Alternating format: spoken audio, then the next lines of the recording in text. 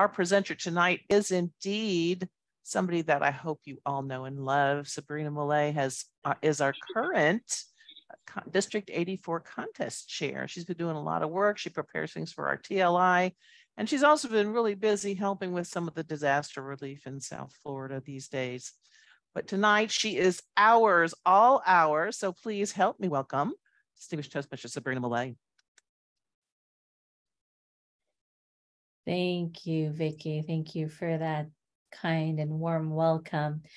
Good evening, everyone. Are you still eating and drinking there, Judd? The temptation is killing me. I just had a drink. That's all I did. Okay. Well, we'll go right into contest. I know we have another exciting session afterwards with Sue, and we all want to learn what Sue has to offer too. But let's talk about contest. Vicki asked one of the $1 million question just now. How many of you know of that your club has scheduled their contest? Good. Yes. Of course, if you are a club officer, you'd have that. You probably were part of that planning, but I know my club, I'm not a club officer, but I know my club is excited and is looking for a contest chair in the club to do that. But this year, as we all know, that the clubs have an option of doing their contests either in person or virtual. I believe most clubs that are meeting in person are doing it in person. And I've got quite a few emails that online clubs are actually really ahead of the game, that they've already scheduled. I saw that they're looking for volunteers. But contests are fun. Who thinks contests are fun? Okay. Who thinks contests are stressful? And I can't see everyone, but I could see some hands. Yes, Judd, there you are, Marie. Why is contest stressful? Anyone? Because it's hard to get participation from members, and all of the jobs are landing on one or two people, and it gets to be stressful. Okay. Yes. Good answer. But we could make contests fun. If we make it fun, then it's taking the stress out of it. We'll teach you tonight how to take the stress out of contests and make it fun. In contests, we're looking for a sense of fairness. We have judges that will judge that contest. We are looking for functionaries that are going to take on just one role, so they're not doing multiple roles and getting too involved with different things. And then we get into the contest chair. The first thing that we do when we are thinking contest, besides setting the date for our contest, is getting a contest chair. And it is actually important. I've always, whenever I mentor anyone or is coaching anyone who is doing contests, I always say to them, contests are easy to plan when all you have to do is find your contest chair and your chief judge, and your job is done for any club, because your contest chair is the one that actually works the hardest. However, there's a way to work smarter also. The contest chair sets up the venue. Whether it's in person or virtual. Virtual, we know now it's Zoom, it's easy. But the contest chair finds their team. That's where they will find their contest master and their chief judge. Their job becomes very easy at that point. The contest chair gets the certificates together, the awards, all the forms that are needed for the official, the scripts, and they prepare the agenda. But I've been a contest chair many times, and I've also been a contest master many times. And I find that a lot of times a contest master does a lot of those things. Who has been a contest master and find themselves preparing the certificates or getting the forms out to the contestants? It's usually a task that the contest chair could do, and that takes a lot off of the contest master. When and this is where we're going to make contests fun. We're taking the burden off of each role as we choose the role that we're serving. We'll do things to help each other as a team instead of burdening one person with all of that. So that's what the contest chair does. The contest chair, then we move on to the contestant. Any questions on the contest chair?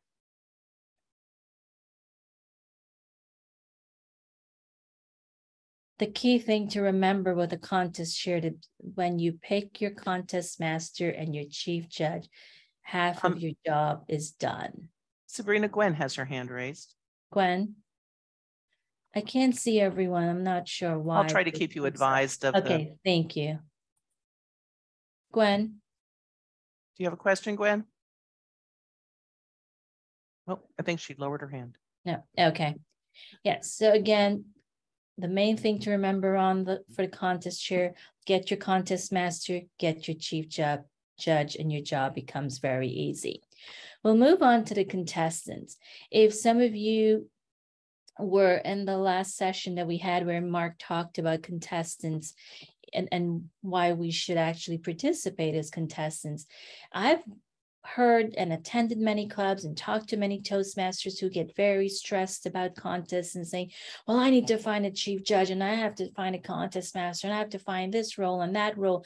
And I'm thinking, but you need to find your contestants. So when the officers announced that we're having a contest, I always say, especially in the club that I'm in, start finding your contestants. If you don't have contestants, you don't have a contest. Once you get your contestants lined up, then you'll start looking for your functionaries. And that's where that list that comes out that Paula sent out will help, because I think we're signing up if we want to volunteer to help other clubs. There's a question, where is the schedule for contests? Oh, is that your question, Deb? Gwen? Yes. Schedule for which contest? The club contest or? I'm looking out on the website under contests and I don't see a schedule for anything. It has for January and it doesn't have anything current that I see. So I'm wondering if I'm not looking in the right place. So right now we're working with getting the club contests complete. I'm not sure if your club has scheduled their club contests yet. Once the club contests are complete, I believe we will post the area contests on our website and the division contests on the websites, who's having it, when and where. Vicky, can you confirm that? Okay. Yes, clubs are obviously able to set up their own contest schedules. They will not be on the district website because every club sets it according to their own schedule, and that would be a huge amount on the district calendar. Right. Area contests will be put onto the calendar, and those area directors are working now to select their dates. We were going to be asking that. We're having a DEC meeting on October the 22nd. That's going to be our #1 priority. When is your area contest? So we'll be able to then log that into the calendar. And then our district contests are going to be the last week or right in the middle of April. And I will announce those dates. I've got to look them up real fast, but before we get off the call, I'll give you the dates. Okay, what I really mean is like with the area contest, if I know that it's going to be happening at the beginning of November, I know that my club contests have to be finished before that. But if I don't have any parameters to work in, then it makes it difficult for scheduling something right away if I don't know when we should be done. Absolutely. All club contests are held between October, or they must be completed by December 31st. All club contests must be completed by December 31st. Area contests will be in January and February. Division contests will be in March through April 15th. And the district contest will be about 2 weeks later. Thank you. Does that help you? It does. Thank you. Okay, so thank you for that question, Gwen. So let's get what the contestants. There are a few things that the contestants do. When you decide that you are going to speak, you choose your speech, an original speech, I should stress. And then you prepare and rehearse and practice to deliver this speech, whether you're doing it online or in person, I do recommend that you practice in front of a mirror also. How many people practice in front of a mirror when you sign up for a speech for the club? Okay, I do. I used to actually present my speech to my little dog when I still had him, and I always thought he might probably thinks I'm crazy.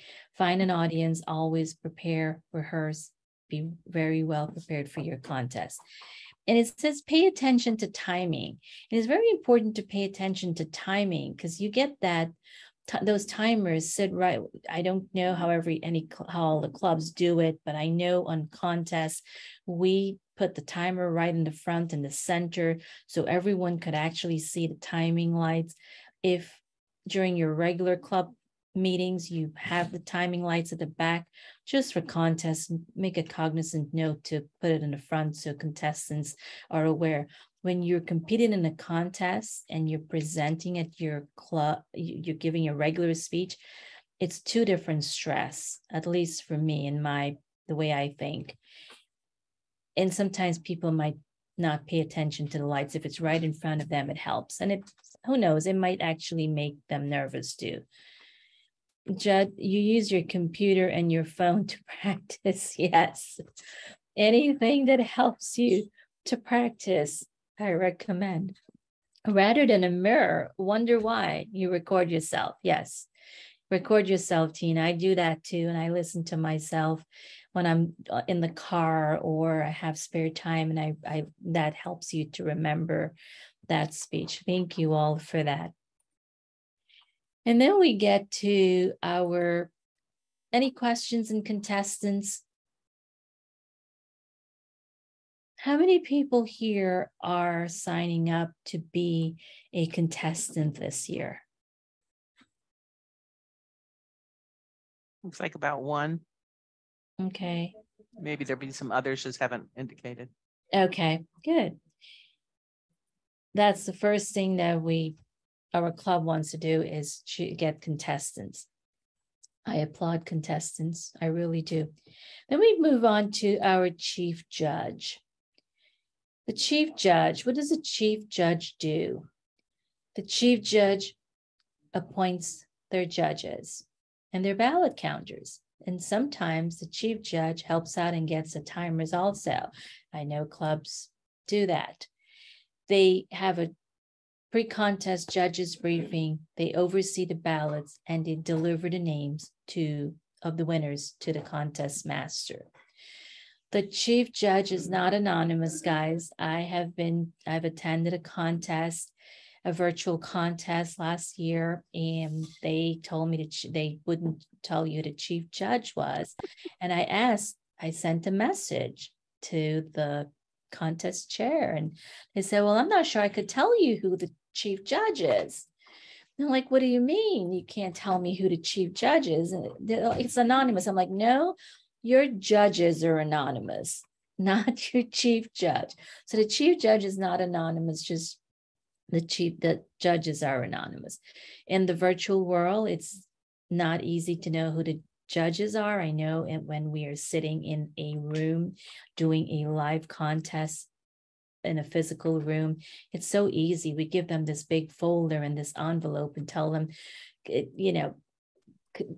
cut your ballots out and put them and hold them out so the ballot counters.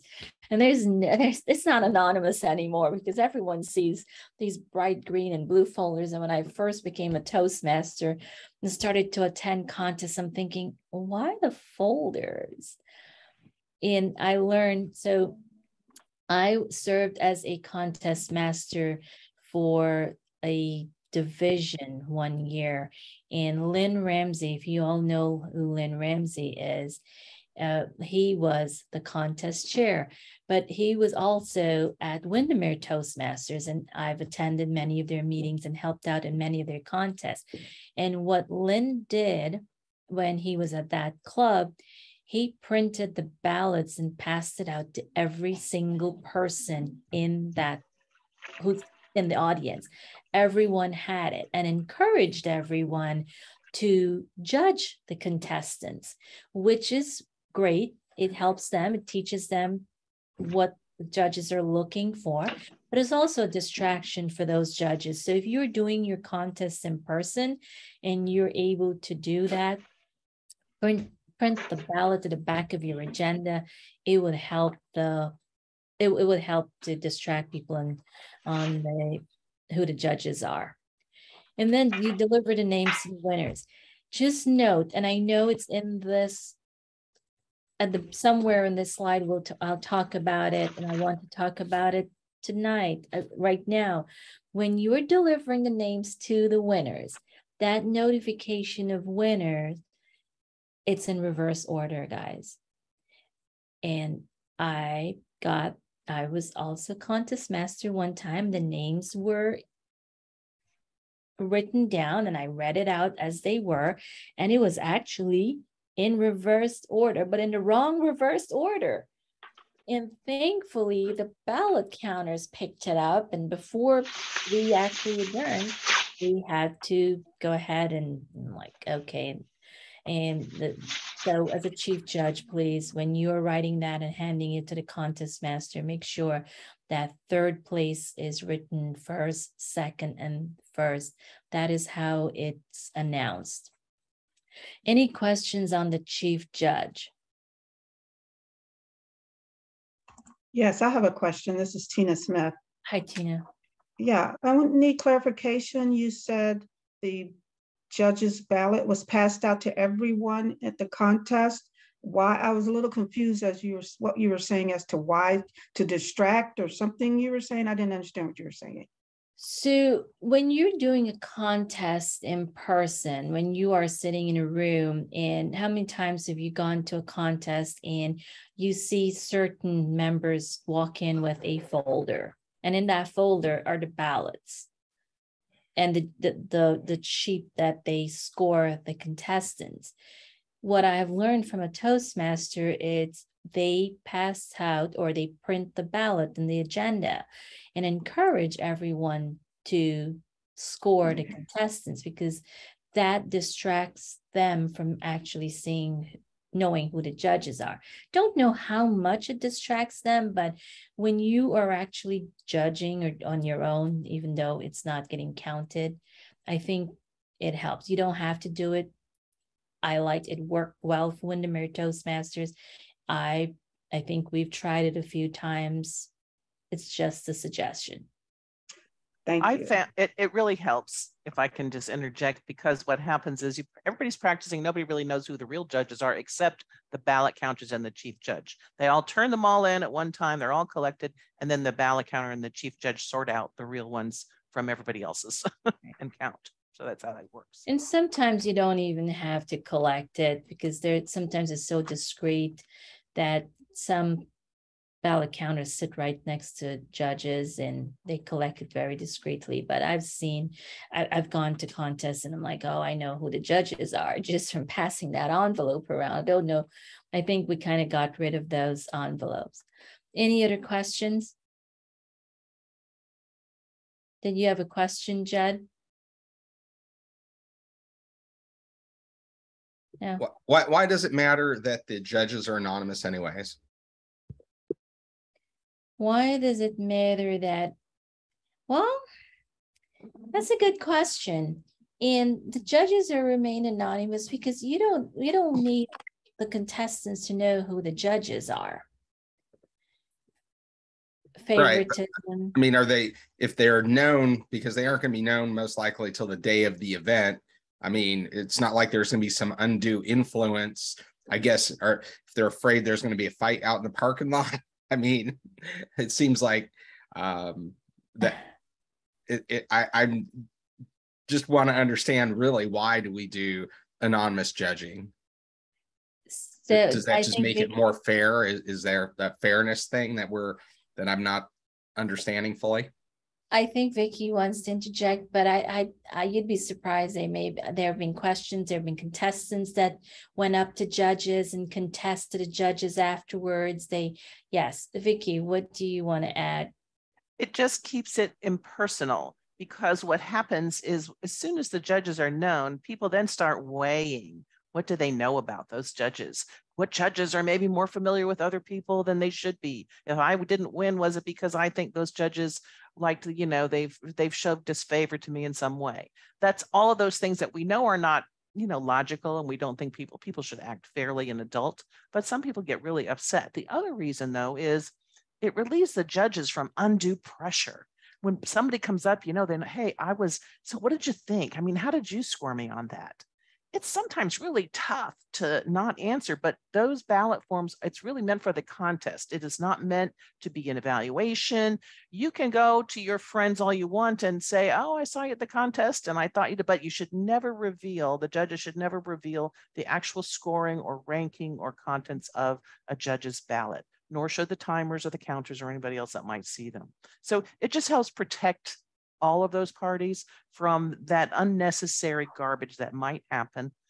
And so we try to do it as much as possible. Thank you, Vicki. Well said. It really does help. Can you imagine smaller clubs that have very few members in there, and your friend is a contestant? And we're such a small group now, especially with Zoom, and we're all attending different events. We're able to, opposed to in person. We know more Toastmasters now than ever before Zoom, that we had known before Zoom. And judge, with two of us are friends. I am a judge. Someone you're competing and you win. Whether I voted for you or not, what's going to happen? Everyone's going to say she favored Judd. Does that make sense? Well, I guess it makes sense, but at a club contest, everybody knows everybody. It's not like it's going to be real big surprises there in a club contest. But we have this aura of anonymity, even at the area. You know who's, well, other than Zoom, you know, if it's a live contest and you have live judges, you're going to know the people in the room. Like you said, there's only so many people that attend. I mean, it's not hard to figure it out. So club contests are always a practice for contests at a higher level. So we try to follow the same procedures all the way through. And at the district, of course, much more of a opportunity to be anonymous at the district for sure. So and less likely that a judge would know many contestants as well. Yes. And that's why when the chief judge chooses their judges too, they know who to choose. They know who's going to not show favoritism, because we know a lot of the contestants when some of us are judges. And even if you are a judge, I've heard many times people say, oh, well, I was a judge at, and I'm thinking, why are you saying you were a judge at that contest? Now, someone will approach you. There's always going to be someone who's going to say, well, I wonder why I didn't win, or what went wrong, or what did I say? And just as Vicki said, contestants will approach you.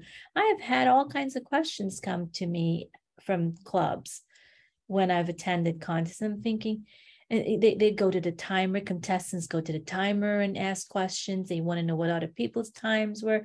They talk to ballot counters. You'd be surprised. So let's protect the judges, whether they figure it out or not. Let's not say we're judges, or even after the contest, just let it be. Any other questions?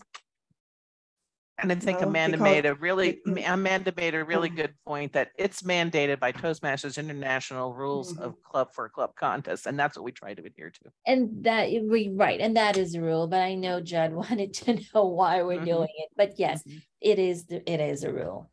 It's a written rule. Let's keep it at that. Any other questions? Hi, Sabrina, this is Donald. Hi, Donald. Sorry, I can't be on screen with my son's game. But look, would it be easier to, just like in some hybrid meetings, would it be easier to just text over their decision to the chief judge? Would it be easier rather than toting that yellow envelope around? Yes. So with the hybrid meetings, and again, if you are a judge and you are in the room for the hybrid meetings, when you pick up your phone and you start texting, that's another way that people know you are. But so that's a good question, Vicky. How are we going to handle the hybrid meeting if clubs do decide that they want to have the judges text to the chief judge?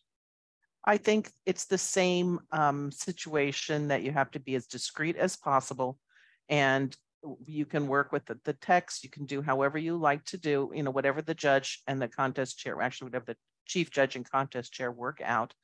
Essentially, for a hybrid meeting, you have to think about having two crews in a sense. So you're going to have somebody picking up ballots or somehow collecting votes in the room, and then somebody doing that online. So if they decide they can do it discreetly by having somebody text their votes or take a photo, of the ballot sheet, which is really what you're supposed to do, and send it, then that's what can be done. Another thing, and so hybrid meetings are their own thing. We don't have time to go into all of the details of that right now, and I'm concerned I want Sabrina to move on. So a lot of good questions, and if you want to put them into the chat, we're making a recording of this, and we will make sure we respond to all of those and come up with a sort of an FAQ sheet for all of us. Okay, thank you. So let's move on to judges. The judges selects the first, second, and third place winner amongst the contestants. Again, you are scoring them on all the criteria and you're totaling up. I've also been at contest and the ballot counter is standing near to the last person who is still tallying. Well, if you're a contest master or a chief judge, please have your ballot counter not just stand next to the last judge who is still tallying. It adds more stress to them. I know that it's always done in a time slot of a meeting, but again, that's something the chief judge wants to discuss with their judges, how they're scoring. Don't score odd numbers, try to round it off. I have done every format and I've now tried to master what's easiest to tally, because when you're a judge, you tend to know how to get those scores in. You write the winner's name and sign it. If you are doing it in person, you're presenting that ballot. If you are a judge and you have not signed it, that ballot is null and void, and the ballot counters and the chief judge cannot count that ballot.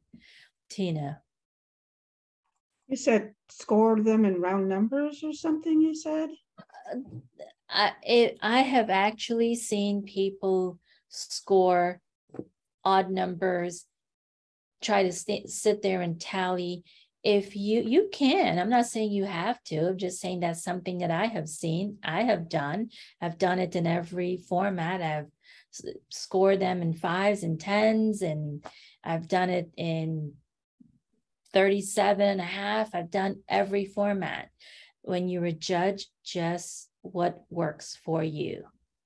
Okay. I was trying to understand what you were saying. Okay. Because if I need 1 or 2 points to separate two people, I don't care if the number's odd or even. I'm going to write what I feel they received, and I'm going to tally the score, whether it be a whole number or not. So yep, and that's how you should do it. I'm just saying that sometimes that it can work the other way too. Go ahead, Vicki. Just remember that nobody is going to see the top portion of your form but you. So as a rule, whoever you hear first, it's a good idea to use them as a benchmark. And no one's going to know whether the person that won had a 70 total or had a 50 total or had a 100 total. There's no requirement that the numbers be a certain amount. So pick a number. What Tina's saying is pick a number as a benchmark. And then from there, you can kind of go higher and lower in each category for each recipient. But if you get them too close together, you do end up having to put single digits. If you separate them a little bit, then you're able to add those 5s and 0s a lot easier than adding single digits. But it is whatever works for you. Thank you, Vicki. I agree. It is what works for you. It can, you will know when you have to split hairs. Really split hairs. Thank you. I couldn't think of it. You will know when you have to split hairs. And then you sign that and you submit it. Any other questions on judges? No. Okay, we'll move on to the tie-breaking judge. I know the tie-breaking judge is sometimes the unforgotten judge sometimes, or we actually do need a tiebreaker judge. I've been in many contests where we needed to break a tie. The only person who knows who the tie-breaking judge is the chief judge. Please don't include them if you are a chief judge in your briefing or any which way with the other judges. The only person who knows who the tie-breaking judge is the chief judge. I'll repeat that. And the tie-breaking judge, when called upon, will only give their ballot to the chief judge. This is what the tie-breaking judge's ballot looks like. They will score exactly how you score. That stays the same, and then they'll present this to the chief judge. The timers, they record each speech, they display the appropriate timing, and then they submit the report to the chief judge. There's usually 2 timers. One timer writes the scores down, the time, and one timer operates the timing device. There's actually, it helps when there's 2. The person who writes the time down submits that to the chief judge. Chief judge will call upon that timer. In a hybrid meeting, I want to ask Vicki, in a hybrid meeting, let's talk about this for a second. Are we having a timer, 2 sets of timers? The in-person will have a timer for them. And then are we having a timing light on Zoom? Typically in a hybrid meeting, as I've seen them, they're all set up a little differently, but there is a screen showing all of the contestants that are attending online, or all of the people that are attending online, and everybody can see that screen. If that's the case, you do have 2 timers. One is the one that is running the timing device. The other is showing the signals. It's good if the timer for a hybrid meeting can, or even a virtual meeting, will be online, and they'll change their backgrounds accordingly. That way, both the people in the room and out and on the screen can see it, but they can hold up, you can have a timer in the room, hold up the cards in accordance with the same timing that the person on the screen is doing.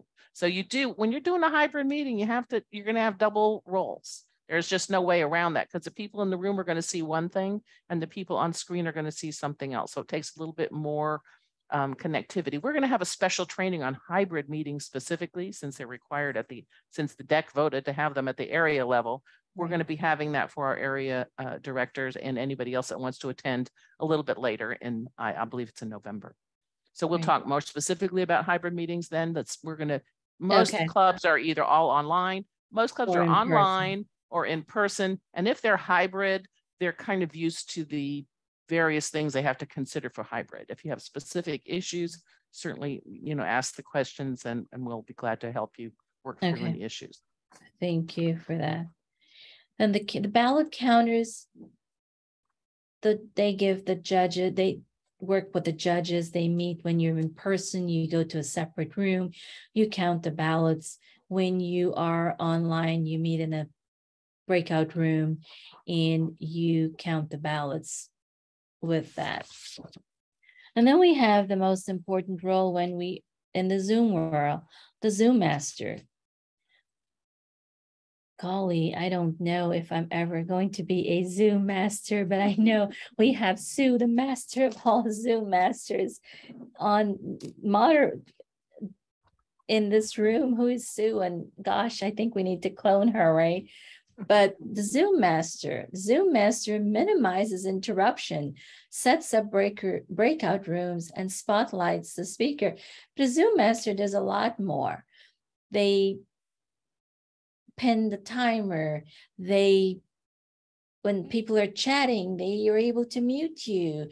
How many times have we ask people to mute themselves and then accidentally unmute and they're talking.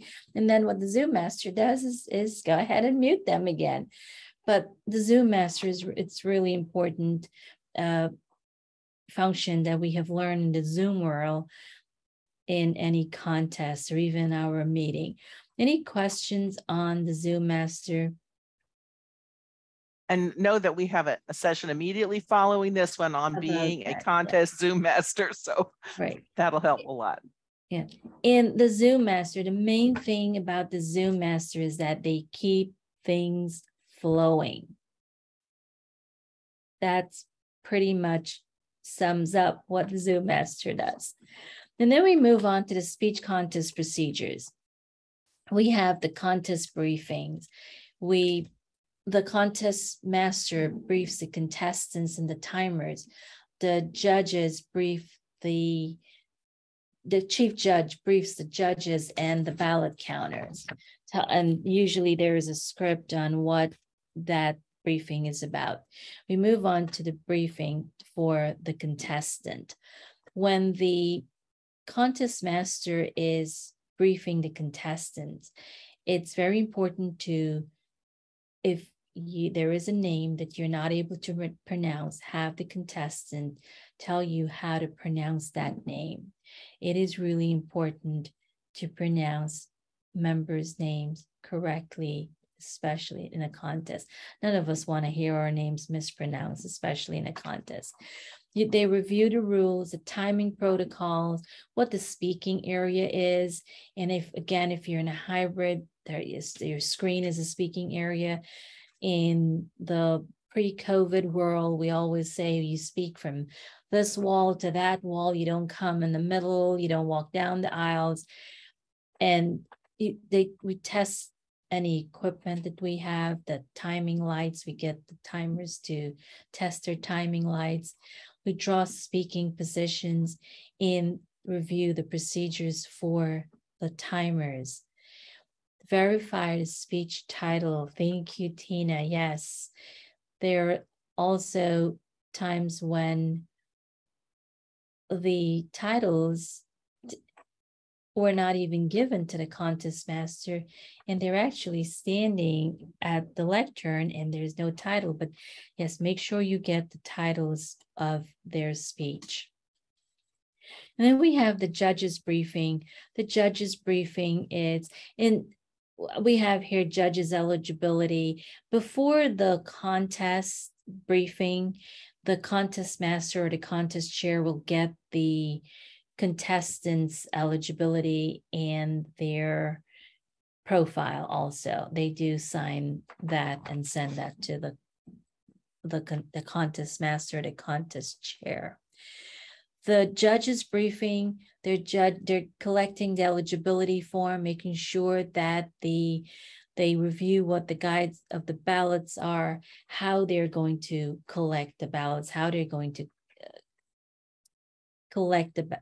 tally the ballots, and make sure your judges sign that ballot. If you're meeting in person, just remind them, watch them sign it, have them sign it when you're doing the briefing, because sometimes you mention it and then they go to sit in the room, listen to the contest, and that's where you forget to sign your ballot.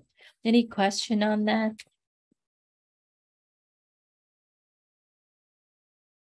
No. The contest opening. The contest master usually is the person that gets on there. Usually clubs, when they're doing their contest, they have their sergeant at arms open the meeting and talk about housekeeping, where the bathroom is when you're meeting in person, and where the refreshments are and stuff like that. And the doors will be closed and all of that. But then you welcome everyone. You tell them what the purpose of the contest is. Let them know that the rules have been reviewed. Announce what the speaking order is. And again, remind them that if they have a phone or any electronic device, to turn them off.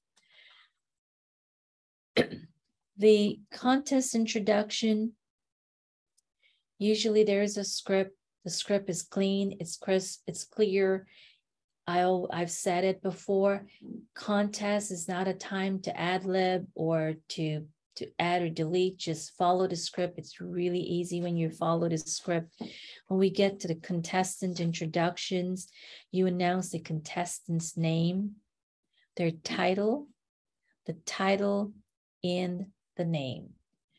So again, the contestant's name, the title, this is where it's important to get the title again, and then the name. Between each speaker, we have a minute of silence.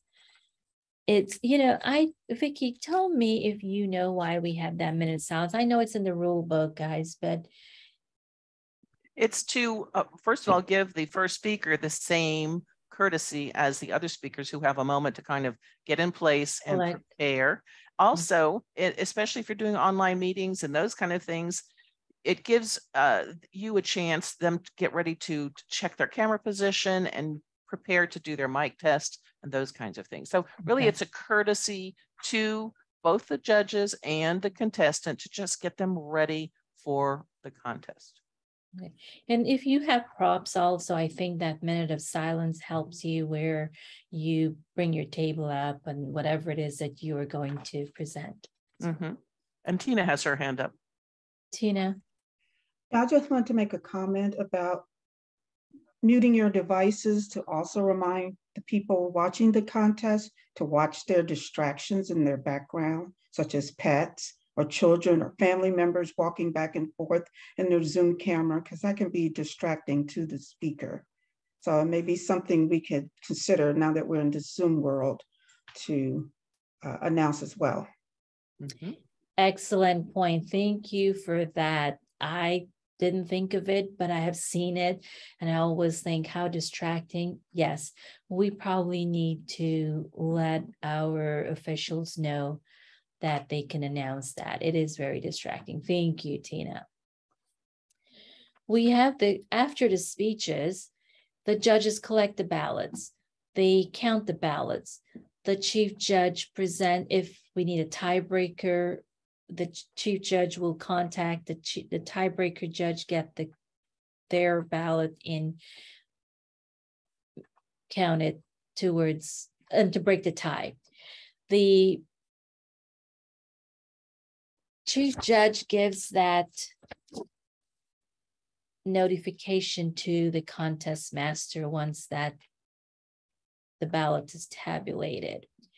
And that's it really for the chief judge and the judges.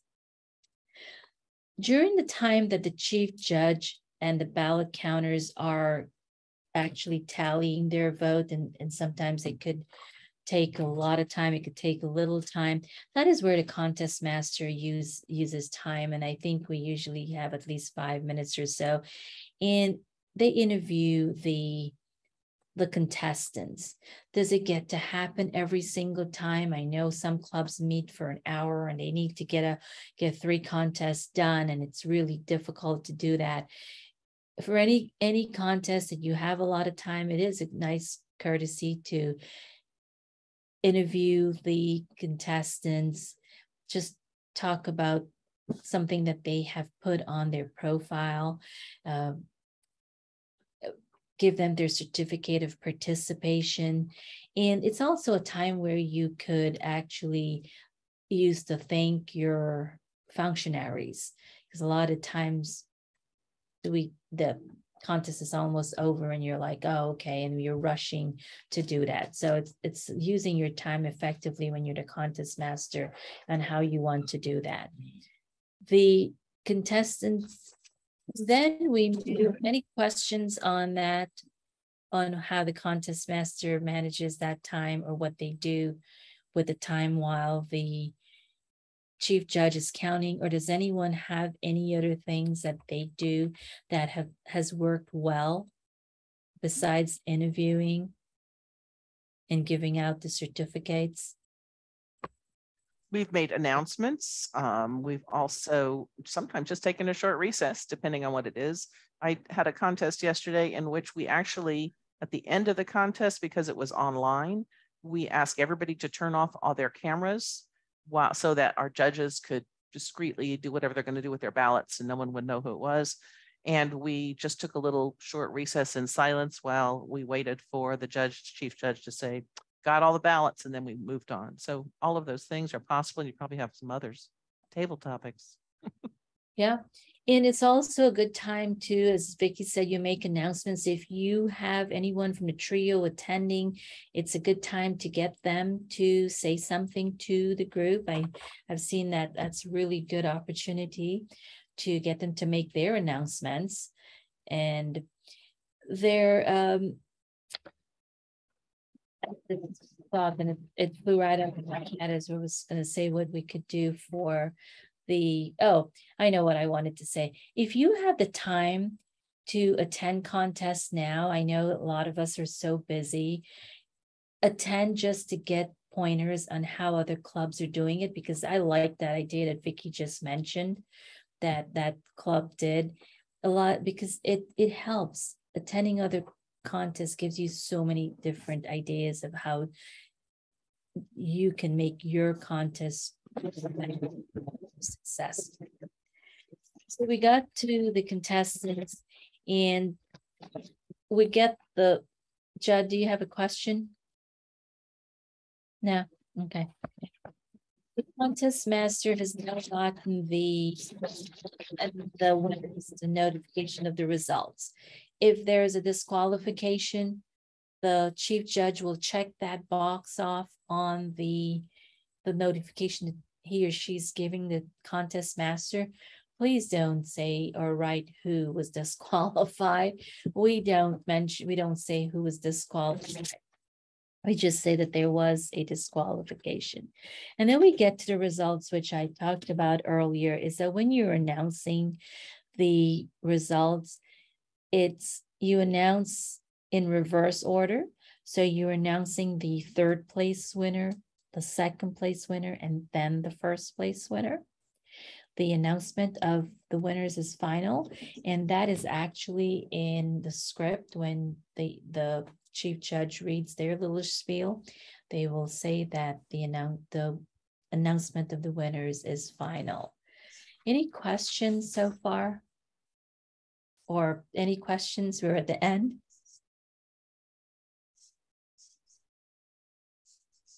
Any thoughts, any suggestions, any success that anyone has had that we didn't talk about that you think will work? That I don't know it all. I'm just here to guide and suggest and recommend. No? I would just like to say that go ahead, somebody else. That was me. I would suggest that this last slide read third, second, and first code to match the trophy sizes, because if people just see that first sentence, they may not, it just was confusing to me. I know you have reverse order, but for us people that rely mostly on our visuals, if you say third, second, and first, I will remember that and see third trophy, second trophy, and first trophy. Good Just point. an FYI. Good Just an point. FYI. Yeah. That was a dyslexic moment. I apologize. Thank you for pointing that out. Yes, we will make that change in that slide and have third, second, and first place to match the trophies. Our next slide goes, as we move to the next slide, it gives you some website that will help you. The website for the rule book, the forms, the certificates, the scripts, they're all online on our District 84's website. It is easy. Encourage, if you are club officers, please, I don't know if you have not already picked a date for your contest, please do so. If you are in a club and you have not heard what an announcement of when your club contest is, the next time you go to your club meeting, please ask your club officers, when is our club contest? And if you're looking to participate as a contestant, just go, don't hesitate to sign up. Let them work on getting the functionaries. The rule book, we talked about the rule book in depth. We spelled it out in depth a few weeks ago. It's the Bible 2 contest. Again, any questions, any clarifications, that's where you will go. The chief judge, the contest master, the officers, members, contestants, everyone has access to that rule book on Toastmasters International. Everyone should use it, get familiar with it. It has all the answers to contests in there. There's a checklist. There's an online best practice manual for those of us that are doing hybrid meetings or online meeting. It is a great tool. Use it. And again, I want to stress that if you are in a club and you haven't heard that your club officer has announced that there is a contest, please remind them, please ask them, because before you know it, December will come along. It is October 13th, guys. I don't know where the first 2 weeks of October has gone, but it is already October 13th. And before we know it, it will be Christmas. And next thing you know, we'll be starting to plan for area contests, which is hybrid, which we will talk about another time. With that, I'm going to turn it over to Vicky to add, delete, comment. Well, I think questions that you have. Well, thank you so much, Sabrina. We appreciate you've had a lot of experience with contests. And also, this is a great brain trust we have right here. So it is a good idea or a good opportunity to share what's worked for you if you had experience, or some of the things that maybe you need to watch out for. I did want to mention a couple of things. First of all, in the club, if you have only one person that wants to compete, because remember, contestants are the first needed asset for a contest. If you only have one person, your club can move that person forward to the area contest without having a club contest. Now, that doesn't mean you shouldn't give that contestant an opportunity to practice sometime down the line. But if you decide as a club to go ahead and hold a contest for that one person, then if they accidentally go over or under time and get disqualified, you cannot pass them on to the area. Now, this becomes a little more critical even in the area, because sometimes there's an area that only has one competitor. We have to hold a contest for that one competitor at the area level. So just to let you know, that's how that particular thing works. Also, I'm revising some of the forms a little bit, the checklist and so forth. So if you don't have it right away, I'll be happy to, I'm going to take down the names of everybody that's here and email everybody the forms we've talked about today. The if you go online to the TI website and go to leadership tab, download, look at contests. And if you scroll down the page and click on whatever contest you're doing, there's a complete kit available. You can get the Tall Tales kit. We'll have everything in it, from the certificates to the various forms that you have to collect and all of that stuff. So I suggest you do that. It's really simple, and they have it for every single contest.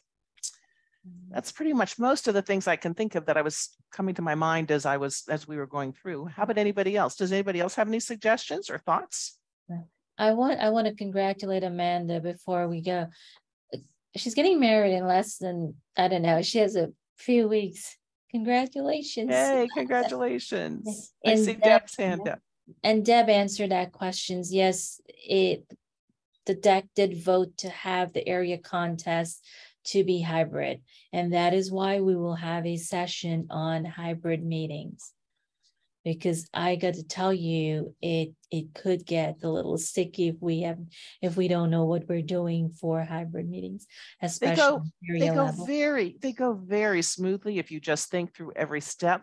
If you want to take a look, the Toastmasters International did hybrid meetings for all of the international speech contest, and we were sitting in a room. People would go on stage, and we would look at the screen for the next person, and we would look at the next, whatever speakers were there we saw, and whatever were on screen we saw.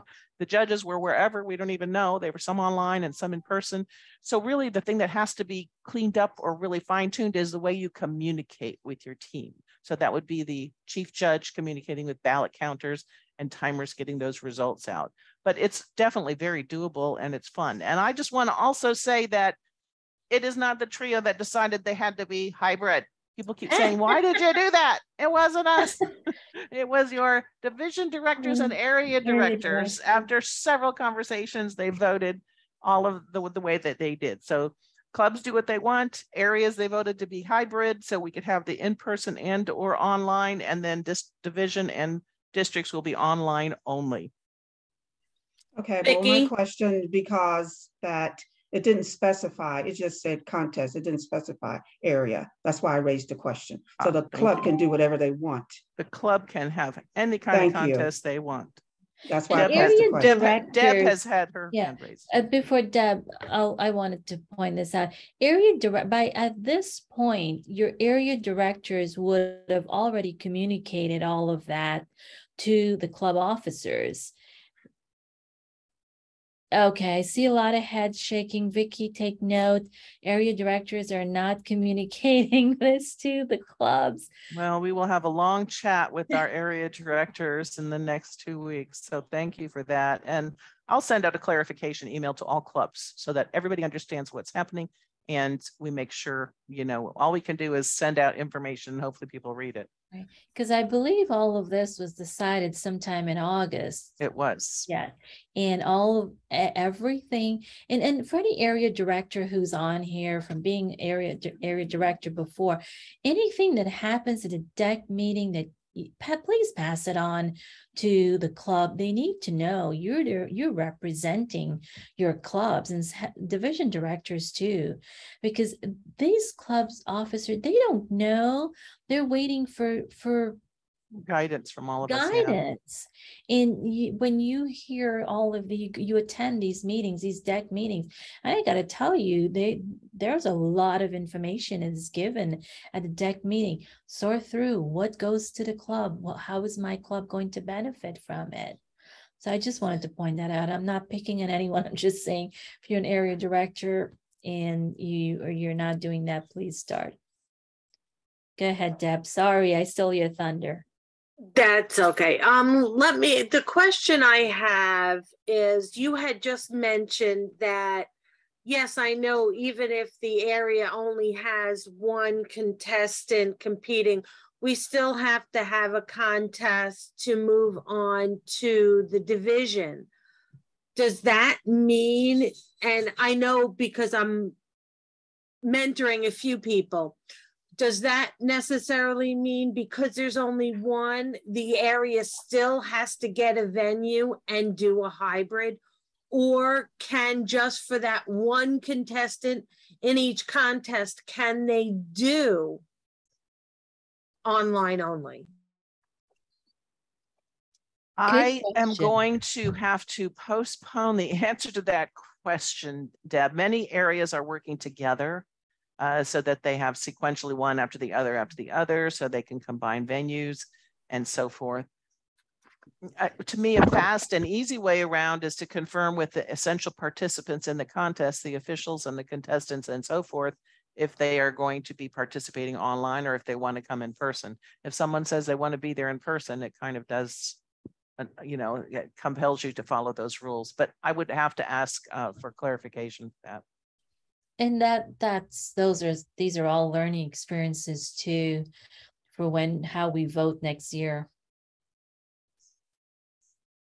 But we'll be mastered it by the end of this year, that we won't have an issue next year. All right, thank you everyone. Thank you, Vicki, for this opportunity. Well, thank you all for coming. I hope you got a little something. Again, I am going to be pulling the report of all of you on this particular call or Zoom training, and I will promise to send you the various forms we've talked about or the links. Also, we are getting ready to move into our next contest Zoom Master training. So I hope some of you or all of you will stick around for that, and that's going to be led by Sue Lighthoff. If you need to stand and stretch for a minute, do it now, because we're going to start very soon. So you can chat if you like for a minute.